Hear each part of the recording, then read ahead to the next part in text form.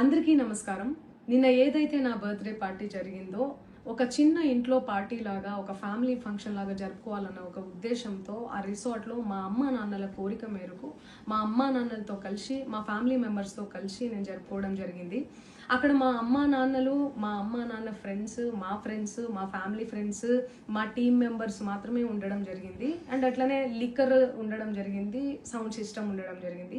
So sound సిస్టమ్కి లిక్కర్కి permission తీసుకోవాలని చెప్పి నాకు అస్సలు అవగాహన లేదు, ఐడియా కూడా లేదు. అది అనుకోకుండా సడన్గా ప్లాన్ చేసుకొని వెళ్ళిపోవడం జరిగింది అక్కడ. సో అందుకు నాకు అవగాహన లేదు, లేకుంటే నేను డెఫినెట్లీ తీసుకునేదాన్ని. నాకు అసలు గైడెన్సీయే లేదు.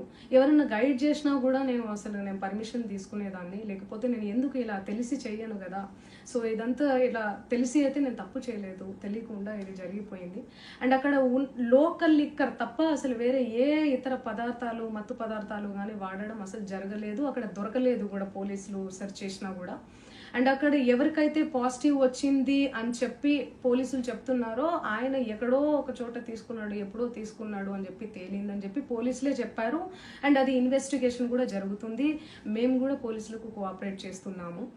అండ్ నేను ఎందుకు ఇలా చేస్తాను, అసలు నాకు తెలిసి ఎందుకు చేస్తాను, మా అమ్మా నాన్నలతో దట్టు మా అమ్మా నాన్నలు పెట్టుకొని ఇలాంటివి నేను ఎంకరేజ్ చేస్తానా, ఇలాంటివి చెప్పండి.